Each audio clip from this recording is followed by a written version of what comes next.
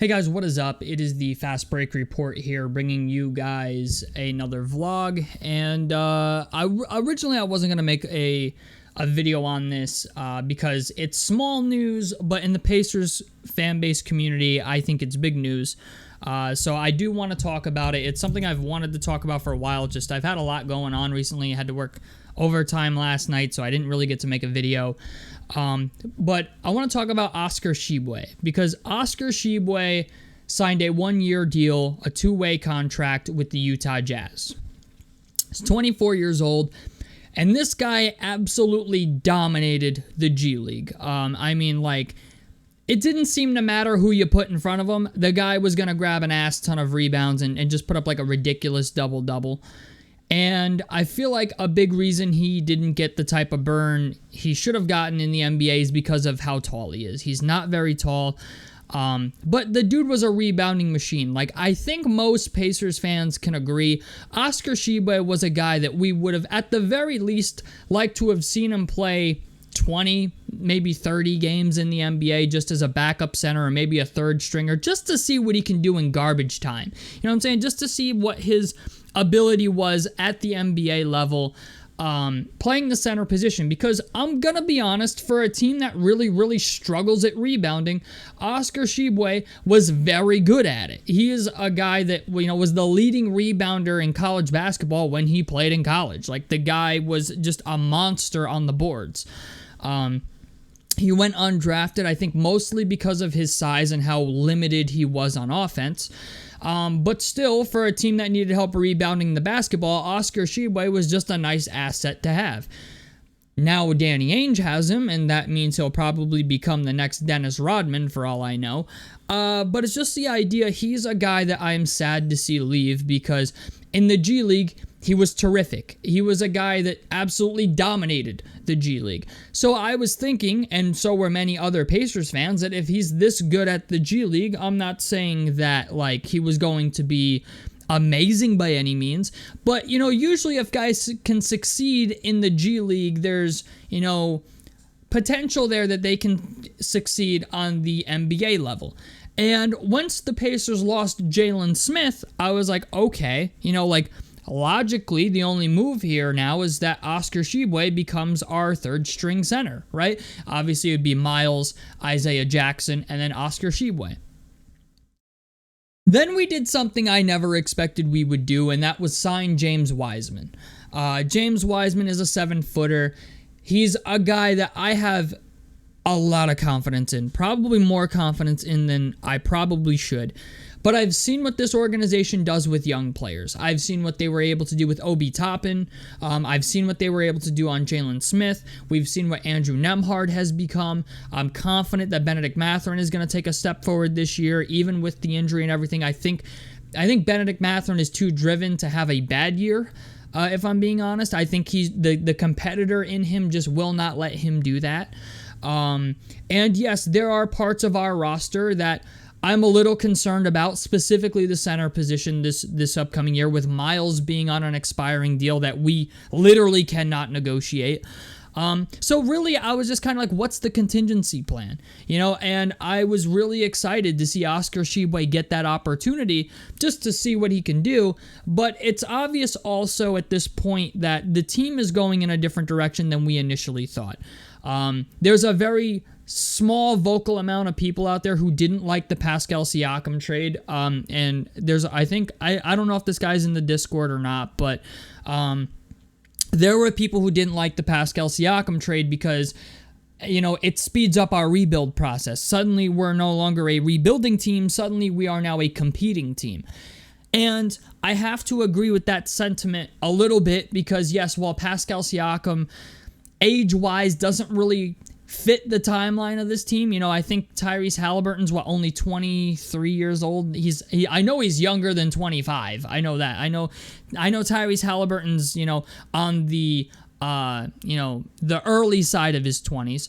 But it's just the idea. I have to kind of agree with that, trading for Pascal Siakam means that you're no longer scrounging for draft picks. You're no longer in this stage of, trying to figure out what guys are good and what guys are bad and what guys are worth holding on to and what guys are not.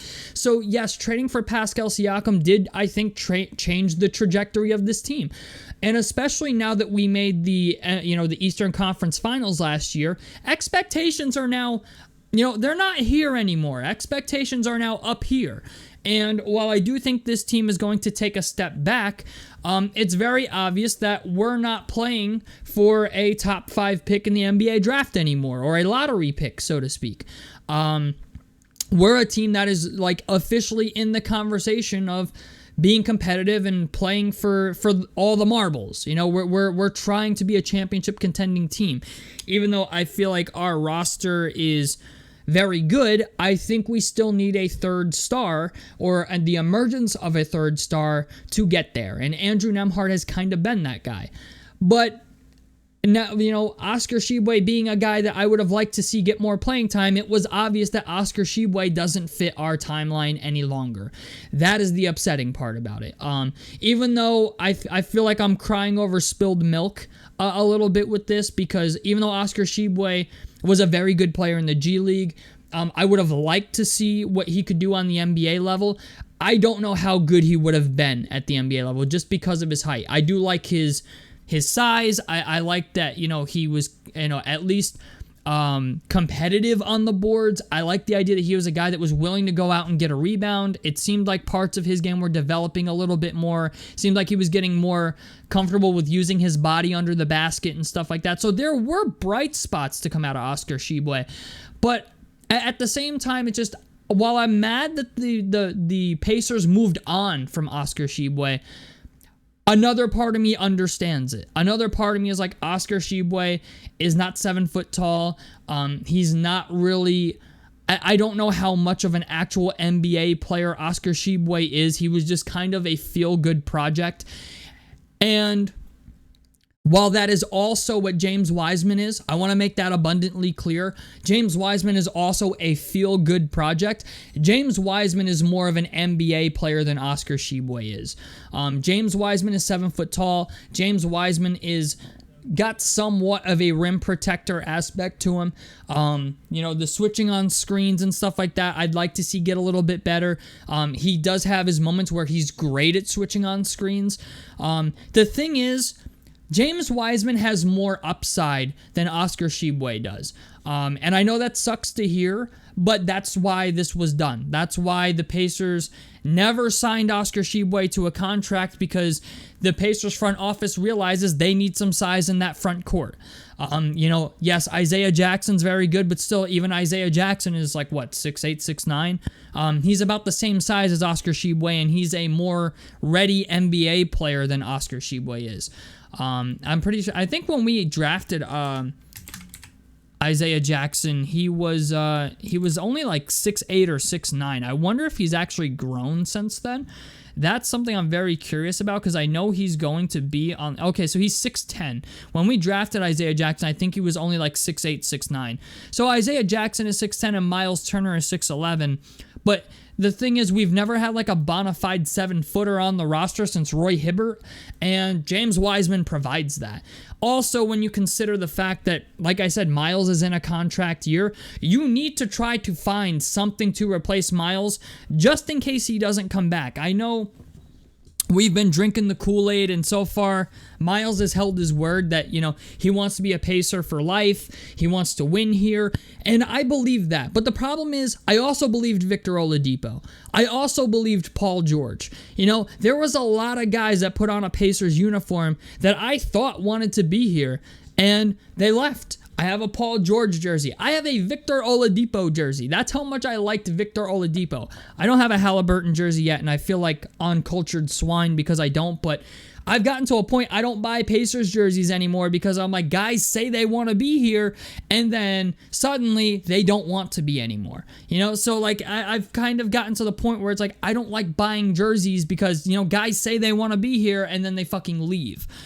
Granted, that didn't work out too well for Victor Oladipo, but it's just the idea, I've heard this song and dance before. You know what I'm saying? I've heard it. I've heard it time and time. Oh, I want a winner. Like, how many times did Paul George say that? Paul George has said that on every fucking team he's ever been on. You know, it was with Indiana, it was with Oklahoma City, and then it was with the Clippers, and now it's with Philadelphia. You know, like, I've heard too many NBA players go around and say, yeah, I want to win a ring here. I want to spend the rest of my career here. And then in 2 years, they're on a different fucking team. You know what I'm saying? So that's my problem with the whole thing, is that, yes, Miles, I'll give Miles credit. Miles has been the one guy who has said, you know what, I want to win here. I want to stay here. Indiana is home, and he's done that. However, this is the first time that Miles Turner is ever going to enter unrestricted free agency, and there's not a fucking thing we can do about it.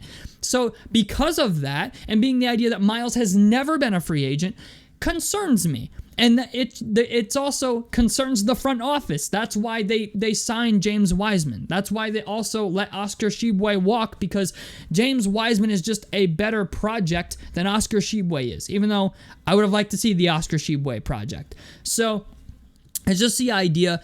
The Pacers are in a very weird situation at the center position, and while I think James Wiseman is going to make significant strides, I feel like I hate saying this because I know I'm not the only one, but I feel like one of the only people who is very confident in what we're going to get out of James Wiseman. Like, I'm one of those people, it's just like, I don't know why, I really can't explain it, but I've seen enough tape on the guy to be like, you know what, there's something in there, we just have to unlock it, and we are very good at that. We were good at doing it with Obi Toppin, we were good at doing it with Andrew Nembhard, we were good at doing it with Jalen Smith, we were good at doing it with Ben Mathurin. Ben Mathurin's a guy that I think is going to take a major step forward. We were good at doing it with Tyrese Halliburton. Tyrese Halliburton has become a significantly better player since being traded to us from the Sacramento Kings. So we're a good team at finding young players and developing them. You know, we have a good track record of that. So I'm high on the James Wiseman signing. Granted, I don't want to be crazy on it, but James Wiseman has a lot of potential. And, you know, I also think James Wiseman has not been given a fair shake in the NBA. He had to play for Monty Williams, which was a fucking disaster. Then he went to Golden State and, you know, as a rookie was being asked to do things that he maybe didn't understand or was not capable of doing. And he's coming to Indiana where I think we have a great development staff. I think James Wiseman is going to be good. And the other thing here is James Wiseman is going to get, I don't want to go crazy on this, but I feel like James Wiseman's going to get more playing time than Isaiah Jackson will. I think Isaiah Jackson's going to be the third string center, at least for like the first 10 or 15 games of the season, just to see what James Wiseman can do as a backup. I feel like that's going to be the contingency plan here. Or, I don't know, maybe Isaiah Jackson and James Wiseman share some minutes. Obviously, Miles is going to be the starting center, but at the same time, I'm like, James Wiseman's a guy that I feel like if we just get him some playing time and get him some meaningful minutes, and our coaching staff works with him, if Miles works with him and a bunch of other guys, I think James Wiseman could be very good for us. You know, I'm confident in the team. I don't even think it's necessarily, am I confident in James Wiseman? I think I'm confident in our team and what they can do with players that other teams have given up on. You know, that's where I'm at. So it sucks to see that Oscar Tshiebwe left, but I understand why. And I think Pacers fans need to understand that as well. Because I know a lot of people, like, I saw, as soon as Tshiebwe went to the Utah Jazz, everyone's like, you know, sad face, it sucks, I really wanted to see Oscar play. And I get that. I really do. But the thing is, at the end of the day, this team's trajectory has changed. You know, we went from a rebuilding team, a year or two ago, to now a team that has gone to the Eastern Conference Finals. You know, so honestly, like, I get where people are coming from, where trading for Pascal fucked up the rebuild and, you know, really accelerated our timeline probably further than it should have, and I can agree with that. I 100% understand where people are coming from. But now that you've made that move, you have to stick to your guns. You know, my uncle always says you need to set a mark and stick to it, and that's what the Pacers are doing. They traded for Pascal Siakam, which was them setting their mark, and now they got to stick to it because Pascal is a guy that it's like they just signed him to a max deal. You know, we have Halliburton who's going to be entering a max contract year this year. So, like, really, you know, the days of rebuilding are behind us, boys. I hate to say that, but now it's like we got Nemhard, we have TJ McConnell, we have Toppin, we have Ben. It's time. We got Jarris. Jarris is like probably going to be the last real development guy we have on our roster for a while. I wouldn't be surprised at this point if things don't go well this year, if we maybe trade a guy that we don't want to trade plus draft picks, because at this point trying to develop guys is just kind of it's not beneficial to us at this point anymore. So I think they run it back this year. We see what happens. But if it doesn't go the way we expected, there's maybe going to be a couple guys on our roster that get moved that you maybe are not going to want to see moved. But the fact of the matter is we now have a window. We are officially on the clock as a team, and that clock is Pascal Siakam's clock. And Tyrese Halliburton as well. Tyrese Halliburton doesn't want to fucking lose. That's the other thing that needs to be taken into consideration here. You have Pascal Siakam, who's already in his 30s. I think he just hit 30 years old. And Tyrese Halliburton, while he's young, is a guy who wants to win. So they have clearly taken the route of, okay, we got our two pillars. It's time to build around those two pillars. So tell me what you guys think about this down below in the comment section below. A like helps me out. Subscribe if you guys want to see more. I'm the Fast Break Report, and I'm out of this motherfucker. Peace, guys.